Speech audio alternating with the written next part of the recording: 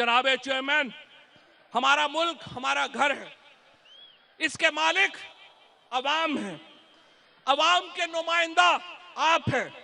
इस घर के ऊपर डाकुओं ने हमला कर दिया है और जब डाकू इस घर के ऊपर हमला कर दे तो चौकीदार ये नहीं कह सकता मैं न्यूट्रल हूं। जनाबे वजीर आजम, चौकीदारों से जेलम मुतालबा करता है कि अपना फर्ज अदा करो, इलेक्शन कराओ, इलेक्शन कराओ। इस मुल्क के बहरान का ये वाहिद हल है। अगर इलेक्शन ना हुए तो मुल्क के लाखों लोग तो तैयार है मामलात अपने हाथ में लेने को। मामले का हल पेचीदा होगा।